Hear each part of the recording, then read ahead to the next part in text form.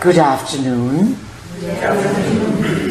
We are here, and once again, it is our great pleasure to be in your reality. We are listening to the noises. Do we have to have them? No, we'll turn off the air filter. At least for a while, please let us have some silence. Can you hear us, everyone? Yes. All right, good. And when you are going to ask questions in the afternoon, please, no mumbling. Speak so everyone can hear what you are saying. That will make it more interesting for all concerned. So, now that we've gotten some particulars out of the way, welcome to an afternoon at the schoolhouse where we are going to further explore the theme of impeccable timing. Of course, what you have been discussing over the weekend would point to an understanding of time, impeccable timing. And there are different types of time, different cycles of time, different ways of counting time. Time is a liberator. It is a local custom as well, because the Anunnaki, in their timing, experience the passage of the now very differently than you experience the now. And in a future time that is ahead of you, let's say, many different nows or cycles are joining together. And you are in this. You've been in it for a few decades. There's usually a point where precision clicks. If you get the exact correct combination, such as in a locket. And these paths of earth time, celestial time, divine time, when they begin to conflict or to confront each other, where resolution is needed, this can shake your reality. And this is what's occurring on some level just now. So what does impeccable timing mean? It implies that there is a precision, an order, a perfection, an admiration for situations in time unfolding with a higher plan, support, unexpected weavings, flutters of significance. This is all what is implied in impeccable timing. It would be advisable for each of you to consider moving into a state such as this. Because you see, you've heard a domino effect. One domino hits another and they all start changing. And the energies that the planet's dealing with to create regime change, restructuring, there's a big agenda on the globalist level to create world government, except no one gets along.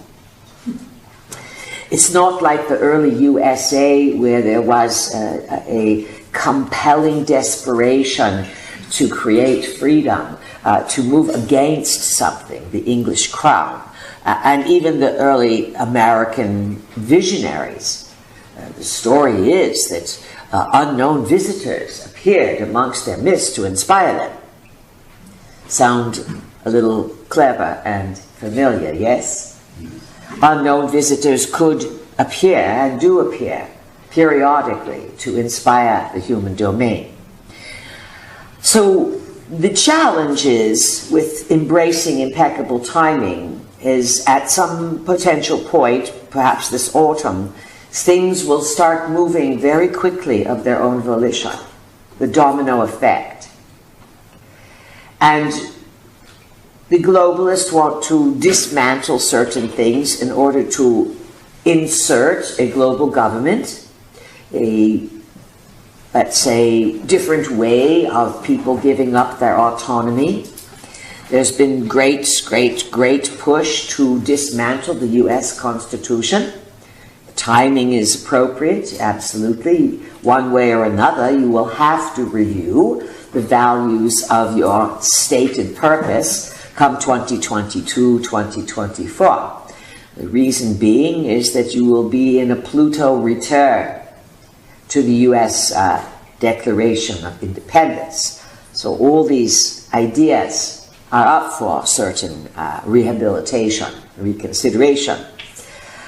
And eventually, soon, there will be an acceleration to push the tumbling forward. There will be forces that want to scare you, to have you beg to be saved by world governments. Where's the government? Why aren't they here? What are those lazy people doing? Get the government in, get the government in. That's what they want you to beg for. And then once you get them in, they will then plow everything under. It's not the only probability, but it is a probability that some of the world leaders are being pushed to implement. They are being pushed by off-planetary forces. This is not a global government, a new world order. It's not a bunch of humans wanting this kind of organization. This is off-planet managerial processes that are being introduced to take away the freedoms and the renegade status that the human colony here on Earth has been free to explore for a number of millennia now. So these are important considerations. With focus, with concentration, you have great power. You have great power from nature. Nature is smart. You could say nature is a type of software. We've always said you exist in the program of nature, and that nature in and of itself is like a type of artificial intelligence, except it's not artificial, it is actual, and it houses life forms that reproduce through biological processes, not laboratories. So these are core issues of obviousness. They're going to come to the forefront of your own priorities to deal with. To be fair, you have some very big adjustments ahead. Many things that you take for granted may not be so easily accessible on a very basic level. Here in California, of course, you know you are dealing with extensive drought. You've come to the realization, many of you, that it is being artificially manipulated. Yet, these things are possible because people abdicate their own responsibility to living on Earth. And fame and fortune become more important than sweeping the stoop, mowing the lawn. And yesterday we covered very, very important to take care of the physical, biological being. So these are crucial issues at this time. When you demonstrate that you are responsible for your own well-being and the well-being of Earth, you are seeking a higher level of consciousness because you are demonstrating it. That does not mean you cannot play in the physical world. It means it cannot be your obsession and your only reference point. So that's a bit of review here. But we have some new people to join us, and people who were here yesterday. We had the evening to discuss, sleep, think, another discussion today. So we are interested now in hearing from you, what you are questioning, putting together, some of your conclusions. We'd like to know how you feel about knowing what you know in these times? Let's have a good discussion this afternoon. Remember, others will listen to these CDs and they are greatly appreciative of your own disclosures and expressions. So let's turn it over to you. And who would like to begin this afternoon's discussion? Jackie. Who is it? Jackie. Jackie, welcome. Hello, thank you. So when Barbara was speaking earlier, there was a moment when she was talking about crop circles that I got a very intense wave of deja vu. And I'm just very curious. Say it again, please. When she was speaking about the crop circles. Crop circles. I got a very intense wave of deja vu, and I was wondering if you could elaborate or explain on what deja vu is exactly. What is deja vu? Yes. This is a French term, of course. Déjà vu, previous viewing. Sometimes déjà vu can technically mean from the day before. So it is an implication that you crossed or were triggered by a word, a sound, a smell, an event, and it opened something up in you that reminded you that you already knew about it, and you've been in a similar situation, or you've experienced that exact moment before. Now, sometimes, Jackie, when people feel as if they're reliving a moment, sometimes what occurs is that you are practicing about reality when you sleep. Everyone does. And you surf the various probabilities in the dream state. And you are wide-ranging. And then when you wake up, you're in one probable reality and then another. And sometimes when you are in one, you feel as if there's something familiar about it. And it's because you do study versions of the day, possible versions, while you sleep at night.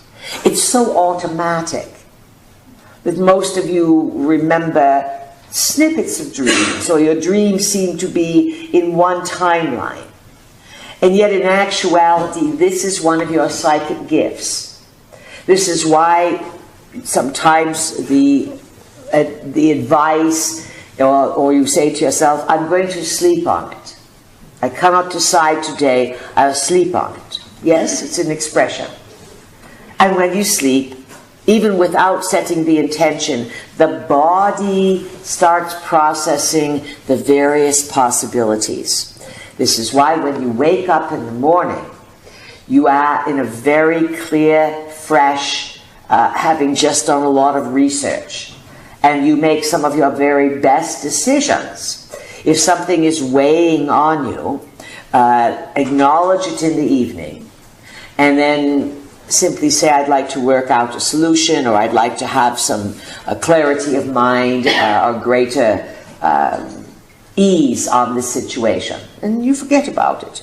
When you wake up in the morning, check to say, oh yes, is there any answer about the situation? And that's a way, another way, that you can show yourself and work with yourself how, with recognizing how much information you have inside. Who has a question, please? Suzanne, I wanted to ask. Who is it? Suzanne. Welcome. What's your question? I was not here yesterday, and I have a question regarding the chemtrails, because I'm very affected by it. They make me sick. Well, they make lots of people sick. You're just a bit more sensitive. So, few things. We did cover it, or our vehicle perhaps did. There's a very dark side to the chemtrails. And not only do they have the chemicals, barium, aluminium, and other tiny particles, they are also loaded with nanobots, tiny little itsy-bitsy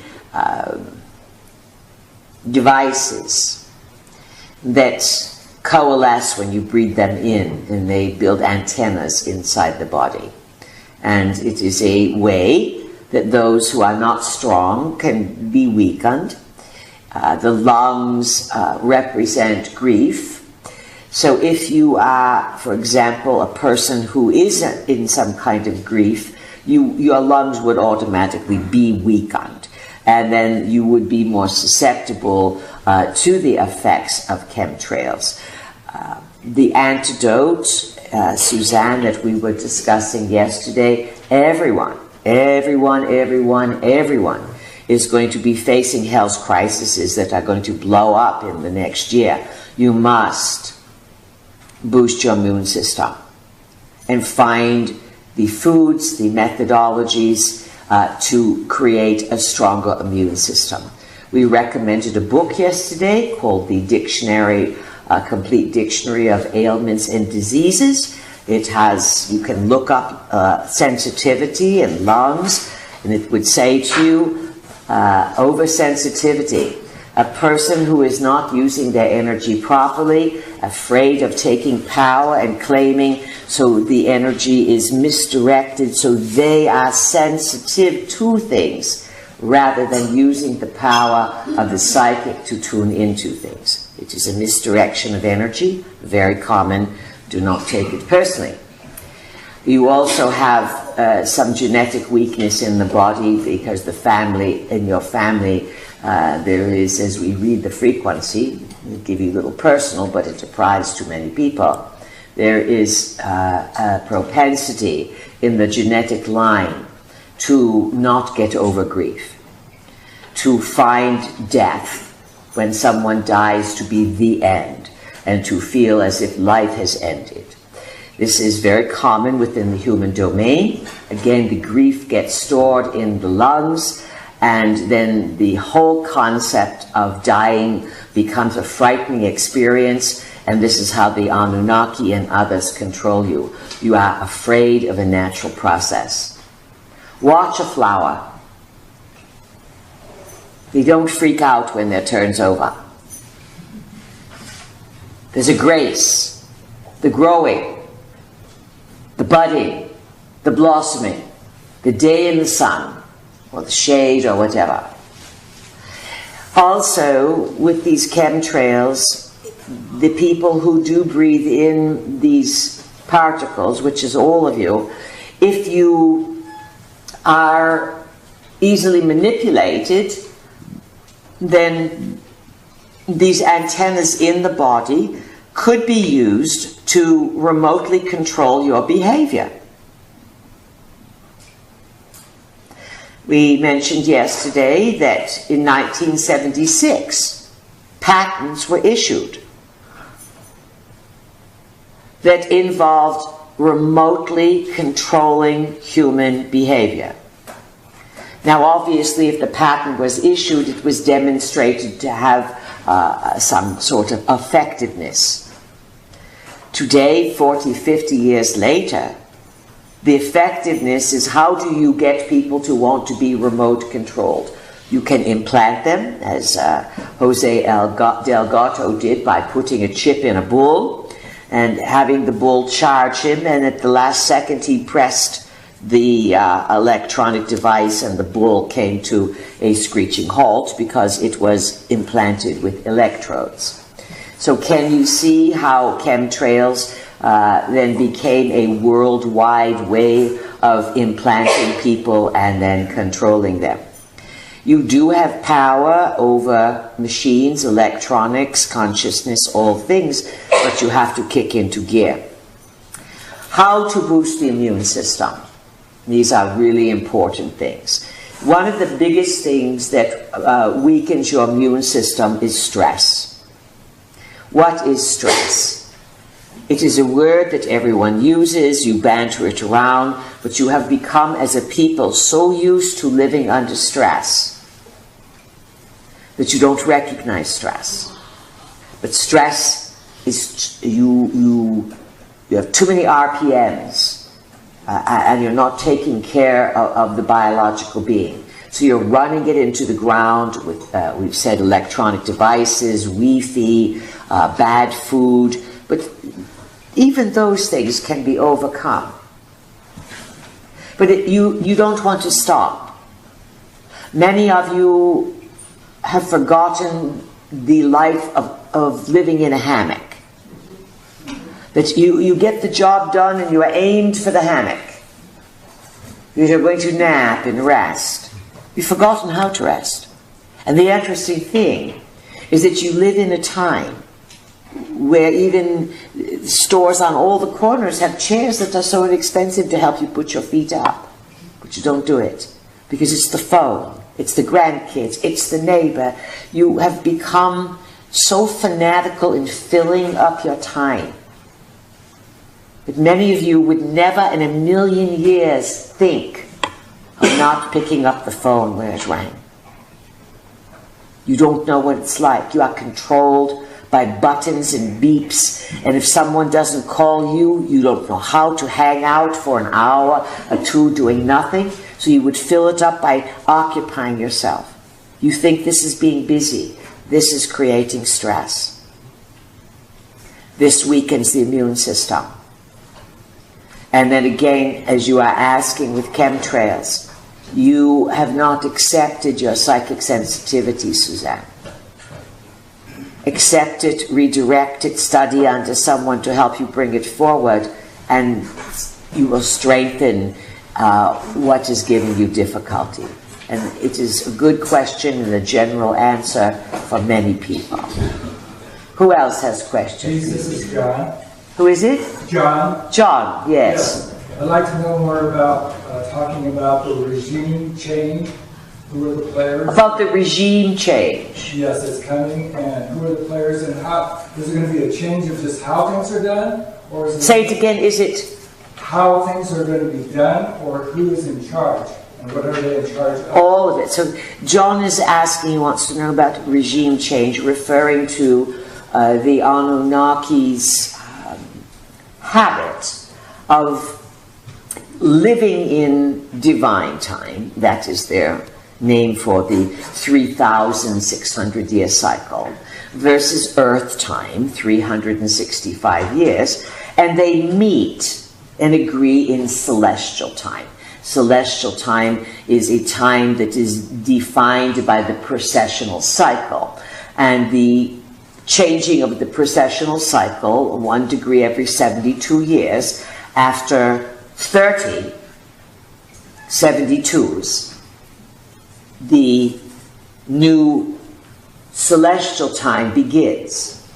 And that means that technically the sun changes its position in the sky where it is on the horizon at the spring equinox. Now, as we were explaining yesterday, it's hard to draw a line in the sky, especially between constellations. And some constellations take up more room than others, and this often creates fights. Marduk says, well, it's my turn. I'm supposed to get 2,160 years. And so they fight about these things. So, yes, you are in regime change. Of that, there is no doubt. It's been touted for a while that you are going to be moving into the age of Aquarius, yes? So, what does that mean? It means that eventually, perhaps 100 years more, something, the vernal equinox will move from, let's say, Pisces into Aquarius. When it was Marduk's age, the age of Aries, 2,000 years BC, it would be about 4,000 years ago, the sun would rise in the sign of Aries at the vernal equinox. So Marduk fought for his age, and prior to his age, it was his uncle's age, Enlil, the age of the bull.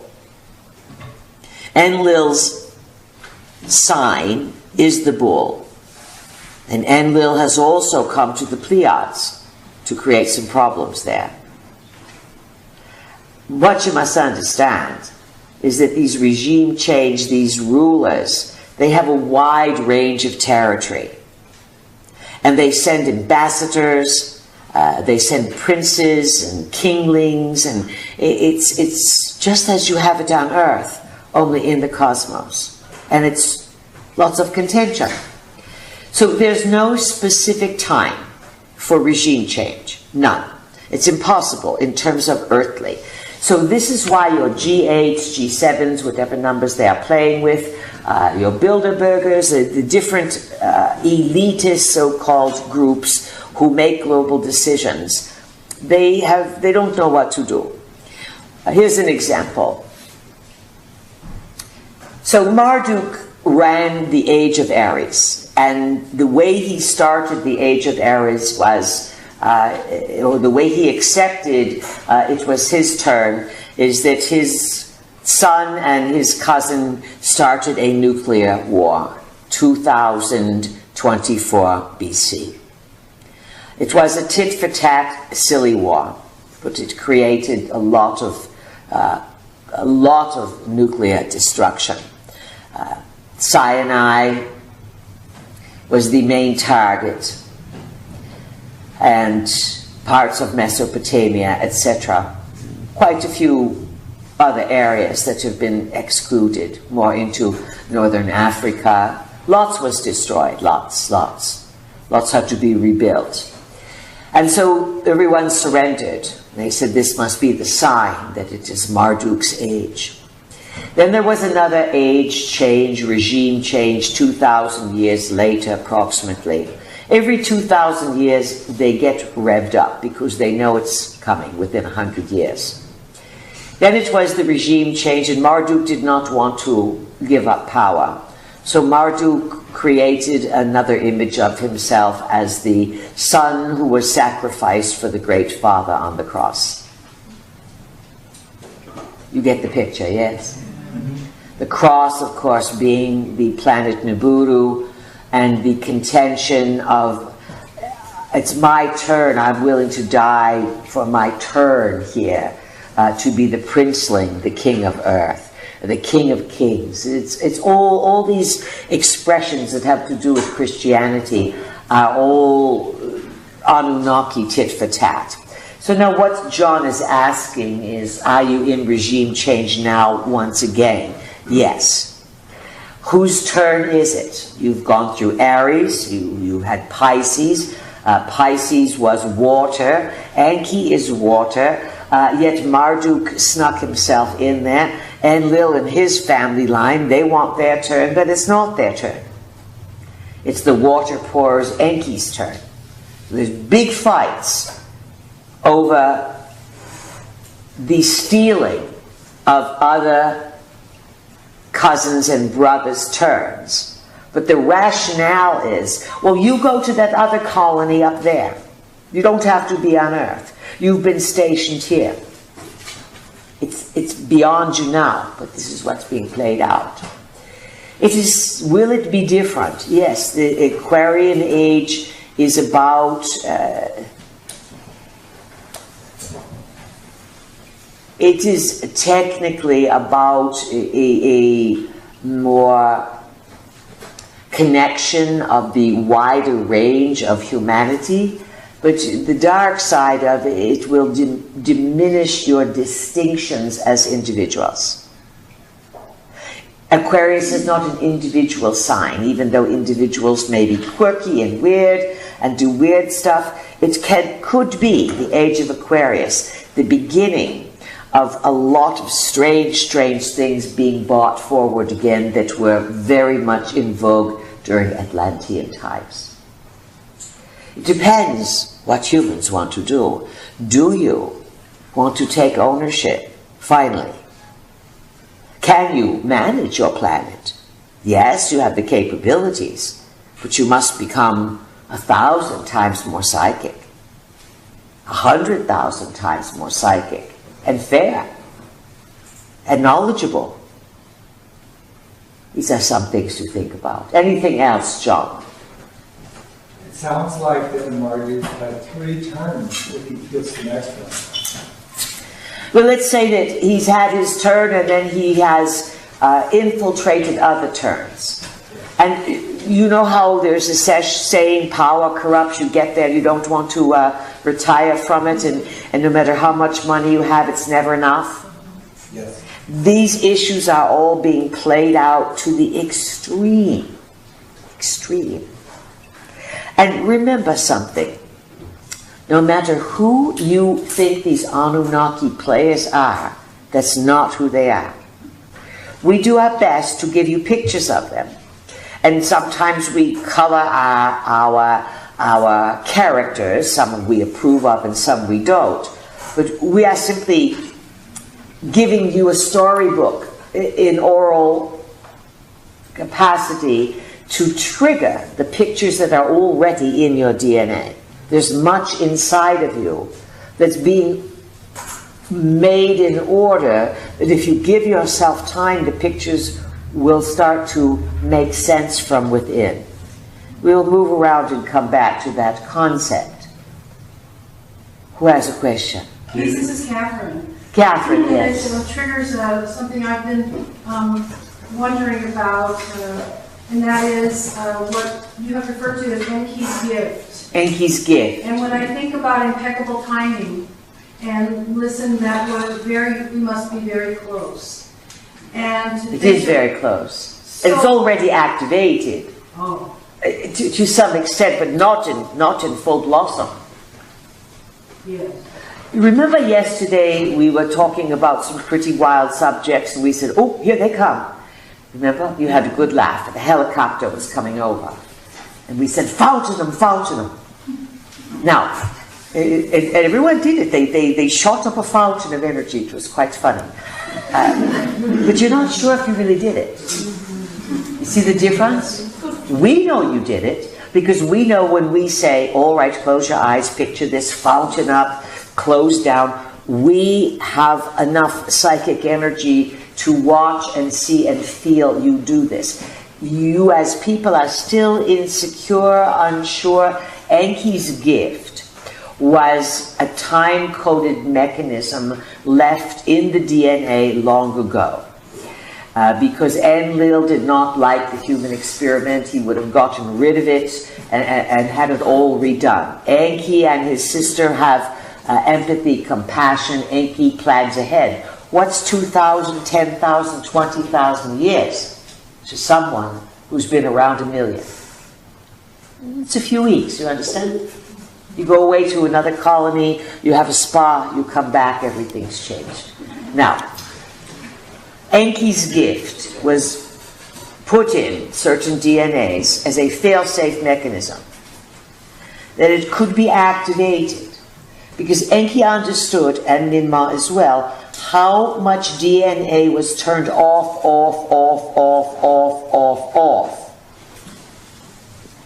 But still enough was on to give you an experience and to make you worthwhile, to make it worthwhile living in a human body.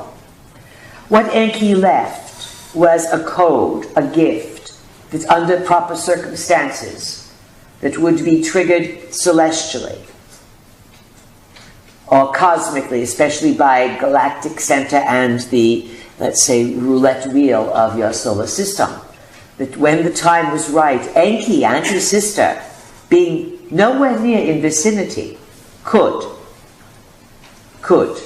start to open this type of activity.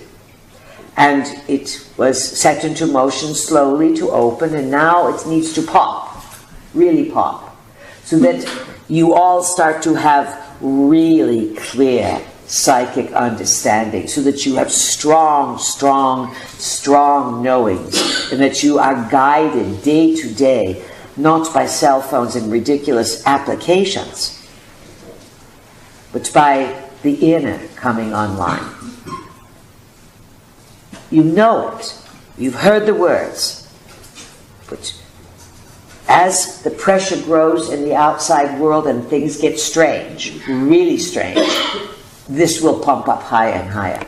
They are designed to coordinate together. As Anunnaki reappear, Enki's gift unfolds. Does that explain the impeccable timing? Yet it is up to you people to be prepared, to be aware of your part and responsibility in the process. Anything else, Catherine? Well, I will share one thing. I was inspired to pick up the book Earth. recently. It was the one I least read. I've read the others more than several times. And I flipped it open and it says, we were the ones that rearranged your DNA and now we're in a pickle. And I thought, wow, I didn't remember reading that when I first read Earth and putting a story together. And so, and then you always said we are kin. That you are we and we are you on some level. And suddenly I'm sort of opening up to some new idea of something we all share, but I'm not sure what I'm wondering about. But I'm just sharing what I am wondering about. It's good wondering. We've given you many clues over the years, so many that it is difficult to remember. And of late we have been teaching you about the visitors who have left lots of footprints, lots of evidence of infiltrating your world. We have said they are on our world as well. And yes, these Anunnaki have at times taken their own kind, recolonized our world to some extent, and all the things that we have told you about giants and reptiles and Anunnaki and Pleiadians and genetic engineering, it's all intertwined. What's the order? What's the meaning? Again, the logical mind says, if I could only connect these dots, it'll make sense. Some of it is not yet ready to be connected because you have not grown in awareness enough to comprehend. Yet you're so close, so close. So this is some good figuring. And it is true that we have, at various points in your development, interbred with you as Pleiadians to upgrade your DNA. It was part of some beings in the Pleiades break out from the Anunnaki Empire and to break the control of the Anunnaki by going and doing what our vehicle said to you this morning. The gods do not want the heavenlies mating with the earthlies. And yet they keep doing it, and it changes the genetic experiment. It changes what can and cannot be activated. That's worth some thinking about there. All right, who has a question? Peace, this is Paul. Yes, Paul, welcome. Thank you very much. What are you realizing this weekend, Paul? Well, I'm realizing that we are one of a group of races or civilizations that are occupying Earth. Yes, and you are hybrid, meaning lots of mixture in the DNA. And so I was wondering how many of these different races are intermingling our DNA for various purposes. Is it just one group, the Anunnakis, or is it several different groups experimenting, and the experiments are getting mixed and whatever? Is that the picture of it? Or? Well, Earth has always been considered to be a genetic laboratory, the living library. And it is predicated on the idea that the library will keep reproducing with the proper environmental balance, and that the replication of life is the process of replication of life, meaning the fertility of the crossing of species to reproduce, is what perpetuates the availability of what's stored in the DNA. So as we've often said, it's not just genetics here. That's one part of the laboratory, to come here, to get into the genetics to make life. This is what the Anunnaki did in the dark end of their Atlantean experiment. They raided the library, and they made what are called abominations. They did things without permission. This has been going on a long, long time. It goes on in the cosmos. But sometimes these life forms that are abominations, they lose their vitality. They cannot reproduce. They become mules, so to speak. Sometimes they have long lives. Sometimes something else has to replicate them. The miracle of the human was that a combination found itself, rearranged its own autonomy after a while, and it started to flourish once again.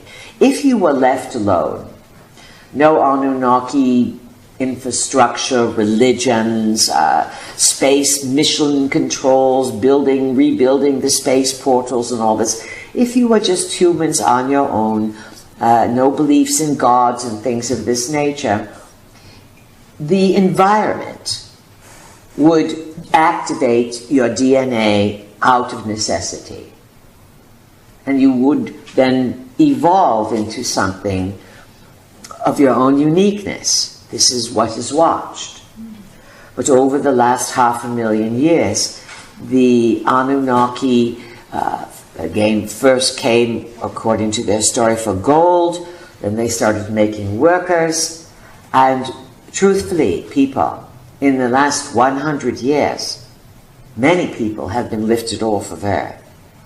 Many people have disappeared. Many people of a scientific nature had mysterious deaths, gone, taken to moon, Mars. There are people up there, fellow humans. And of course, they can see Earth. There's no way they're going to get back. So, what's the answer to all of this? Is not necessarily an answer. There's understanding that the picture of your world is in need of review. There are forces that want humans to make big leaps in understanding. Each of you, as you incorporate this picture of possibility, you do yourself and humankind a massive service, because you are willing to think in this capacity and not run out and get a gun and act against something, or feel you have to do something about it. You are doing something by knowing. So there's all manner of forces, and how many types of life forms are there? There have been many on the planet. And the big thing that they hide from you, Paul and others, is they're little peoples, much smaller than you, that look just like you. There are lots of people your size, of variation structure, the archaeological record that's hidden shows all manner of different skeletal craniums. The skeletons are essentially bipedal, 2 arms, 2 legs, etc. Organs that are gone now, but the internal structure can be a little different. But most of the different life forms here would have a different cranial structure. What else do you want to know, Paul? That brought up another question. The pineal gland is I understand that fluoride accumulates in the pineal and crystallizes and maybe slows down or stops its ability to perform. Is that accurate? Yes, it's very accurate. Fluoride is a byproduct of the aluminium industry. It's toxic. It's sort of a throwaway kind of what we're going to do with it. And so someone came up with the idea that it would prevent cavities. Brush your teeth. You can use baking soda and drink lemon water, and you will alkalize everything and you'll have no cavities. You understand? Mm-hmm. It's cheaper and easier. So fluoride someone was given the idea, but is really the bigger picture. The scientifics discovered, yes, it calcifies and closes down pineal. So stay away from fluoride if you can. But many things can be countered. It's a matter of willpower and immune system and lots of reducing of stress in your life. The more you reduce stress, the more you can reach Enki's gift. The busier you are, the more you are jumping around, running around, living in urban environment. You know, the urban environments really do limit your ability to go to deeper states of consciousness. You have cell towers, you have Wi-Fi everywhere, you have honking, you have all kinds of exhaust. And yesterday someone wanted to know about the agendas and pushing everyone into a dozen or so smart city megalopolis areas. I know that with all the activity and craziness, it will shut people down, but they will trick them because even if they have to give them free coffee, so what? If we can keep you dumb and give you free coffee, this will be worth it.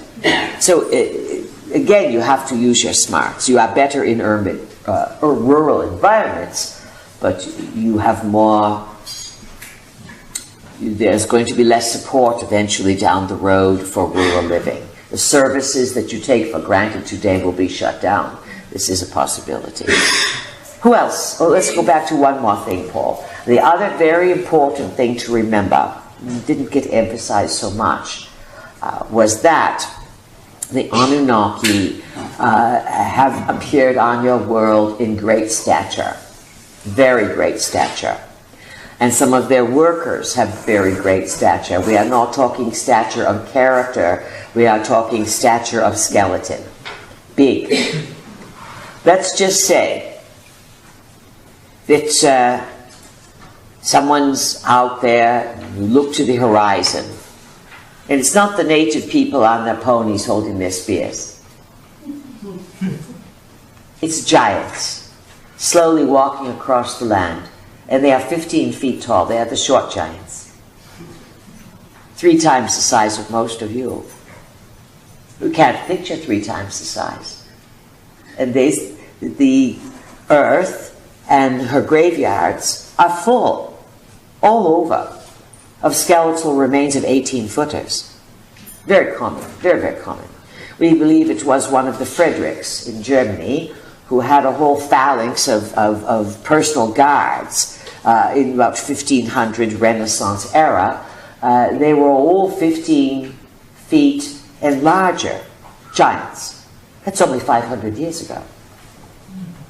So some of the buzz you were talking about earlier, there have been sightings in modern times of giants. People are finding footprints. There is deep concern on government, military levels of large beings coming out of the ground.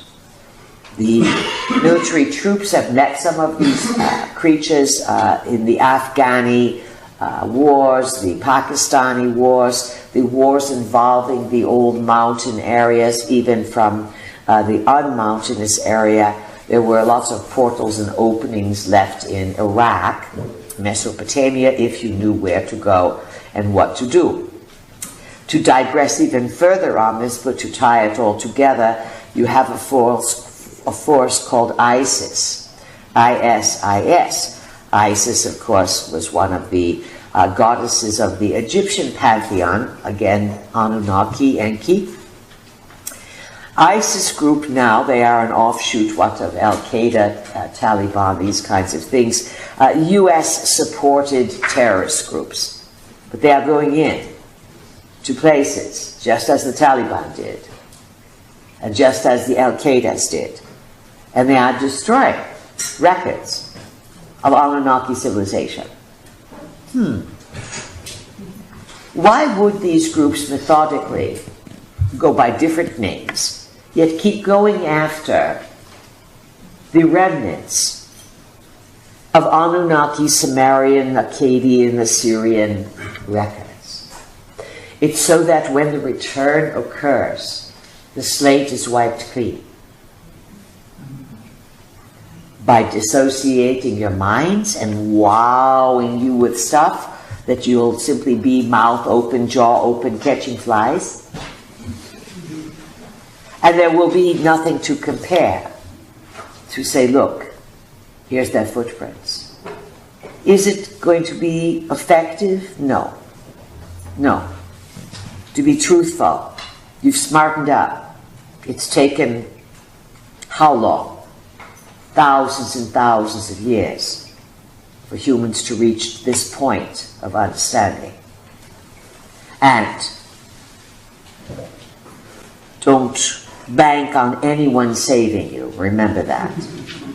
However, the support to pull this off is unprecedented, because there is a danger that is growing all over the cosmos because of this Anunnaki psychosis. Who has a question? This Yes. is Cass. Who is it? This is Cass. Cass, yes, welcome. Thank you. First, I want to thank you for all the tools that you've passed on over the years on the CDs. It's our pleasure, and if you apply these tools, then give yourself an A+. It's been remarkable. Yes, our teachers like to listen when we get a little praise here and there, because we too have to pass tests. We have others that help us understand. We had to learn how to work with you and what to give you. So what's your question, Cass? My question is about the death portal. I come from a part of the country where there is a law that allows physician-assisted suicide. And There's a lot of physician-assisted suicide. physician-assisted suicide. Would that be Oregon? Yes. Right. And my question is, when people choose that, does that affect their soul growth? Do they have to come back and redo that whole... It's a very good question. Now, we'll give you some background on this. When the Anunnakis first starting some of their genetic experiments hundreds of thousands of years ago, they couldn't get the spirit of beings to animate the life forms. And then when the spirit would come in some of their cloned life forms, remember, you can make a clone, but something's got to activate it. When people die, the life force leaves, the blood's still there, but there's nothing to turn the engine on. You get it? So they needed beings to turn the engine on of these clones they were making. They finally figured it out to get some of the beings to come in. The beings would come in, and the beings would be there for a while, and they'd say, this is no fun. And they started suiciding. This isn't fun. Why are we in this? We're trapped in these Anunnaki dead-end bodies. So they started at one point in the genetic experimentation.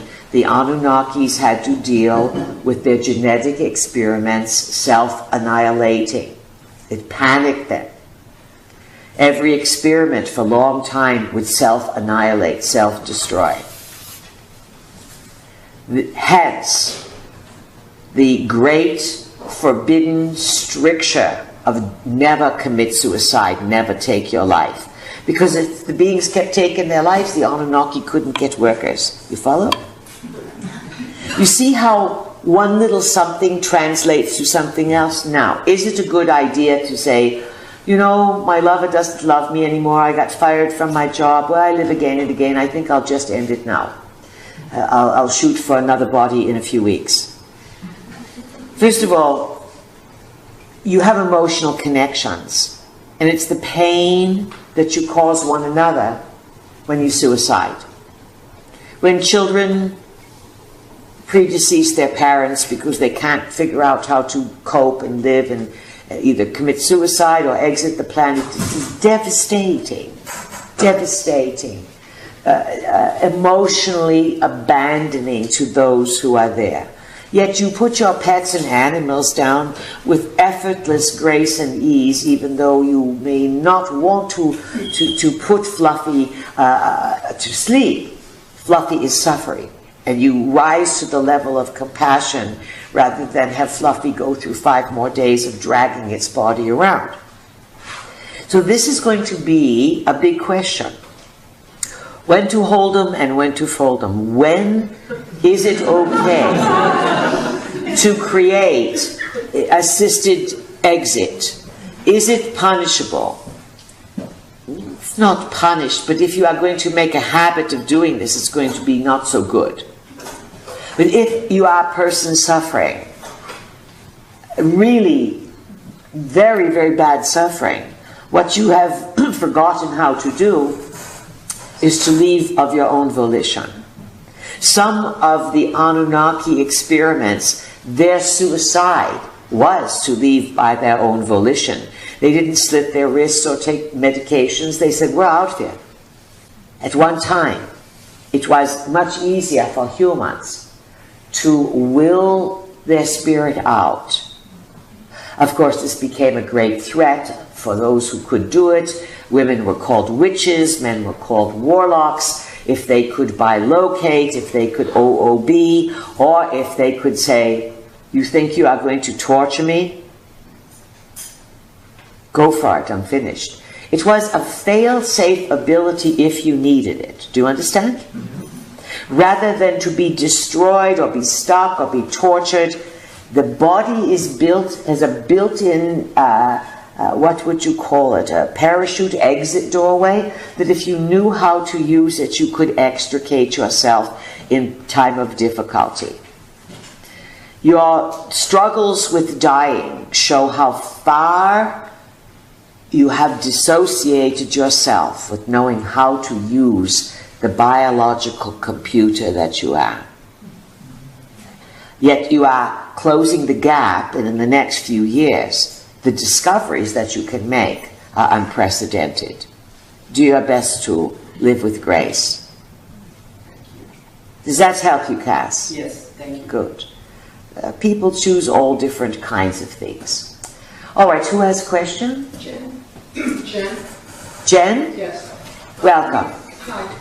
Could you talk about the CERN Collider and what does that... The CERN Collider. Yeah, what is that really meant for? I mean, it's, All right, settle down, people. As soon as someone starts talking, everyone shuffles, and then her voice drops, and so she's wanting to know about the actually called a large, it's called the Hadron Particle Collider, and it is located, Large Particle Collider is located in CERN, C-E-R-N, Switzerland. It is an underground facility, and they are basically accelerating particles into phenomenal speeds to see if this type of particle collision and speeds around these racetracks of electrons, if they could open wormholes, and wormholes are a form of black hole through which time can collapse. It is a new type of understanding of transporting across space, where you don't go from here to there by any other means but a collapsing of time in a tunnel.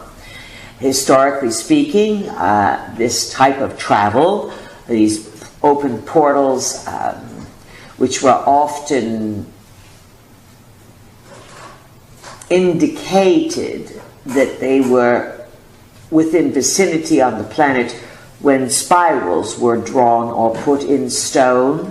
Spirals indicate a time portal or a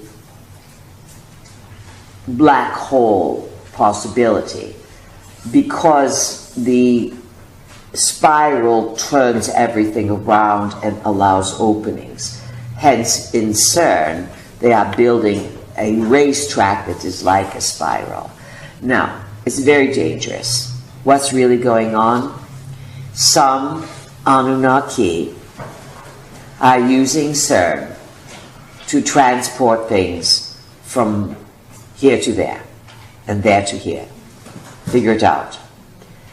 It's gotten out of control, as it has other places on the planet when they were doing mini versions. You've heard that there were problems down the road years ago with mechanical shenanigans at the tip of the Long Island in New York.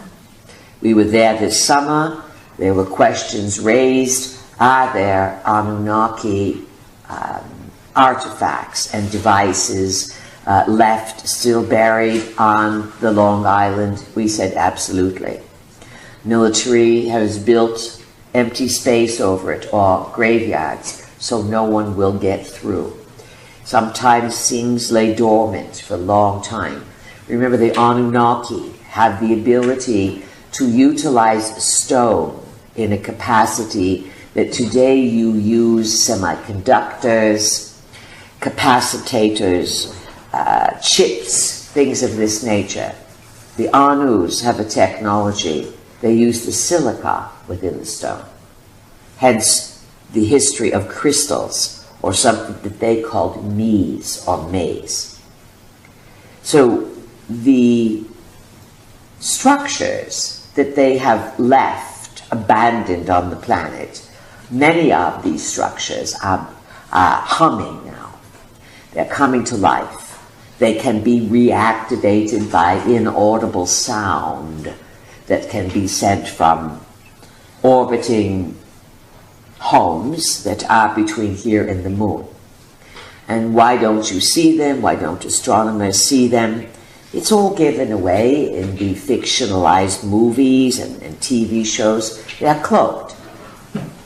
A hologram is projected over a spacecraft, and the hologram would come from inside the craft, and the craft would just disguise itself with stars.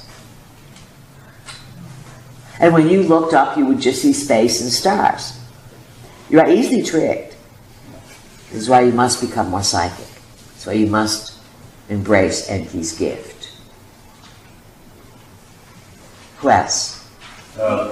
Rudy, yes. Yeah, that was interesting you said that, because in that Malaysian flight that went down, there was all the scientists that were headed toward China with I don't know how many, 15 at least, with the technology in their heads and the plans for the cloaking of planes.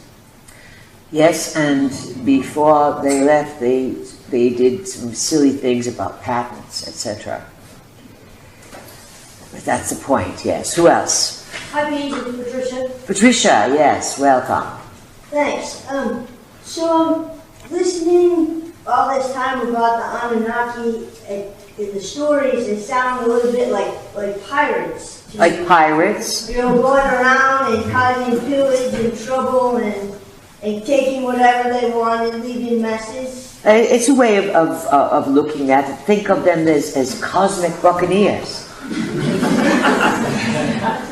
They have to go from Mars to the moon and back to Nibiru, and then they have to call up Dad, Anu, with their devices. One of their main telephones was the Ark of the Covenant.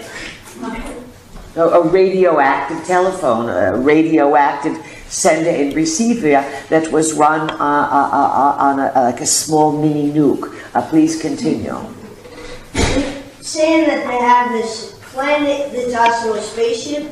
You've mentioned different times calling it a spaceship, they call it a planet. But it always goes in the same trajectory, the same big giant track. As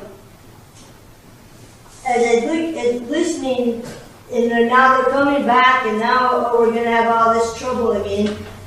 If we fight them, we just make it continue. But one of the options, creating a parallel reality where we just never mind about them, so what? Make a mess in your own space. Now listen to this. There is no fighting them from the humans versus the Anus. What they do is they get you to fight each other. Because one Anu will say, well, the Ruskies are mine. And the other one will say, well, I am managing the US military. And they won't, the way they play their game is which Anu can get the earthly-based greatest military might. And then to create war games that are very real in your terms, that are steeped in your ancestral lineage. What does war do? It destabilizes families, it creates tragedy, it creates dissociation, and it creates a traumatized DNA. Each of you have this, because there's not a one of you here who has not had a warrior ancestor who's had to go and deal with blood, guts, and dissociation and killing. In some way, this is how the Anunnaki keep you trapped. To outdo the fighting, the armaments, is to outplay their game. But you must raise your vibration high enough that you see their problem, that you become smarter than them. Not in terms of technology. You are thousands of years behind them in terms of technological wow. And you are too naive on being wowed by technology. You are kids. What you have going for you is the compassion of the human heart, which the Anunnaki, many of them miss, and the understanding of how stuck they are. And just as you would come across some people that you would take the time to help them get unstuck because they are wounded and they are sore and they need education. You are like lost children who have the smarts to unplug this entire complex. Think about it, folks. Do you think that we would already be closing in on 30 years of this? If it wasn't of the utmost importance to prep you, to set you up, to get you ready to do what some of you will pull off? Think about it. Really think about it. Who else has a question? Oh, Patricia, did we complete? Comment. All right, good. Peace, this is Lauren. Oh, that sounded like too tiny. Oh, sorry. This is Lauren. All right, no mousy voices. Yes, ma'am. So, talk about portal. I was told that near Santa Barbara, there's this portal for quantum conception that the Shumas used. Say it again. You were told. That near quantum conception near Santa Barbara. In the what? Near Santa Barbara. Yes, Santa Barbara. There's a portal called Point Conception. Point Conception. It is a place on the coast. Yes. It is a military point, yes? Yes, but I was told that the Shumash use that as a portal to go to... Who use it? The Shumash Indians. All right. Use it to go to the Milky Way galaxy. Is there any truth to that? Well, first of all, you live in the Milky Way galaxy, so before you ask questions, it's best to know your celestial geography. And whoever's dropping things, hold on to stuff, keep it down. It's going to be over with soon. Just keep it quiet. You're like kids getting too excited. You live in the Milky Way galaxy. Do the Shumash Indians use a portal to explore the Milky Way galaxy, to go up into the heavens? There's a high probability, yes. The native peoples, not so much now because they've been westernized. And your world is full of Wi-Fi. Wi-Fi and the wireless technologies prevents a lot of human volition. The Wi-Fi is like a prison. There's a frequency prison. And it's limiting a lot of coming and going that would naturally occur by human ability. Native peoples who slept on the ground, who looked at the sky, a long time ago, they had lots of abilities to shift their shape, to go up in the heavens, lots and lots. But the more you have been indoctrinated to wires, electricity, and moving pictures, they've lost these abilities. As we look at these Indians, it's a dream. There's no one, it appears that they are doing it today. All right? Good. Who else has a question? Carolyn? Who is it? Carolyn. Carolyn, welcome, loud and clear. Are there ways you can help? They cannot hear you in the back. Are there ways that you can recommend to help us develop our psychic abilities? Everything we've been telling you this weekend is all aimed to develop your psychic abilities. Get rid of the electronics, stop watching moving pictures, de-stress, put your feet up, and talk with the squirrels. It sounds, and you have permission to do it. Keith? Yes. Yeah, Louis again. Yes, Louis. You know, that was really interesting about the Chumash Indians, because I thought I read in Sitchin that the word shamash was their word for a deity or for a spaceport? You would call that? Utu, who is the twin brother of Inanna, also is called Shumash. Utu is considered to be on the Enlil line. Shumash was the eagle, and he was the head at one time on the Enlil line. Enlil is Space Command. He was head of the eagles, or the Igigi, or the workers on Mars. Eventually Marduk replaced it, and Mars was named after him, and let's say Shumash became secondary, but he was head cosmonaut at one time, in charge of the eagles who could go into space. So you can see obviously some of these Anunnaki were working with the native peoples. The native peoples slept on the ground. They looked up at the sky. They understood the star people. They saw the coming and going. They saw ships land. This is where the star beings, the Kachinas, all of their stories came. Some were taken up for a ride. Some were shown how to use the energy to do it, because they were more naturally entrained. Does this all make sense? Yes. Good. You'll find these connections throughout many of the old peoples who lived close to the land. Who else? Jesus, Jared. Jared, yes, welcome. Thank you. I'm curious, on September 22nd and 23rd, the gamma rays that we're going to receive, is that related to Anki's gift, or is that something completely different? What gamma rays are you going to receive? Is my understanding, is my understanding on the 23rd. Where is this understanding coming from? Where did I find it? On the internet, of course. Yes. Yeah. So gamma rays, they are pulses of high energy. Information travels on gamma rays, but we think it's very strange that they're already predicting what gamma rays you are going to get when it's not how it works. Not necessarily.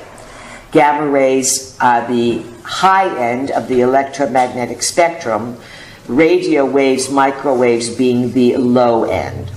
So where a radio wave would have only X amount of data carrying to it, it would be long and slow, like a rolling hill. Gamma wave at the opposite end would be high intensity, jam-packed, full of data. Gamma rays pass through everything, and could, if you do get a gamma ray burst, which they're not really predictable, they usually just burst out. We hear the burst there, that's good. And the scientifics have been boggled for a long time, because many of these gamma rays are sent with a certain periodicity from the galactic center. So, and the sun, your sun, will send you gamma rays. If your sun has a gamma ray signal burst, it's going to be a day and a half before the coronal mass ejection particles will reach Earth. But as soon as the sun would burst, the non-locality of space would be that the message would instantly receive you, yet in another time frame it would take a day and a half to get here.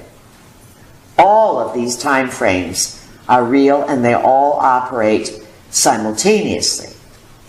So around the 22nd and the 23rd and the 24th, it's some big predictions. The next full moon is the 27th. It will bring to culmination and greater clarity what got started yesterday, today. The 23rd is the equinox. The autumn equinox and the spring equinox is characterized by the sun, the solar orb, which is a deliverer often of gamma bursts, being directly over the equator, meaning these 2 times a year, the entire Earth has an equal amount of daylight and darkness. This creates a reset button in the DNA to rebalance in all life forms this equality of light and darkness. And then you have the globalist getting things ready, and you have the Pope coming to deliver things. People, there's lots going on. Enki's gift is not necessarily being transmitted on gamma ray bursts. It's in activation, but all kinds of things from the heaven can lift you up and take you further and further. September 19th, we believe, is the day, or right day before, day after, Saturn leaves Scorpio, moves into Sagittarius, and the real stuff begins to occur. If you have planets or things in your chart, 29 Scorpio, 0 degrees Sag, you are in for some major life lessons, turning the corner on a whole new way of looking at things, endings, new beginnings. Stay grounded, have common sense. When you know and hear about gamma rays, know that information is coming and you can receive it. Take time off to catch the wave. It's really important. All right, we went over the beeper there, and we don't want to go too far because then you had a good day here and there's not too much to chop out. And, our vehicle still has to sit and edit and make this doable. In conclusion, use your mind. Express your gratitude. Ask the living library and all of its life force, especially the ones you can't see, to become allies with you to restore the natural functions of the seasons and the elements and the creatures. And then by making this a priority, you'll see other forces will start to follow. It seems miraculous to write down retire 2010 and then to get a pink slip in 2010. But it is not. This is the abracadabra of how it works. Abracadabra means I create as I speak. Remember that. Create something so good that you are even impressed yourself by your brilliance.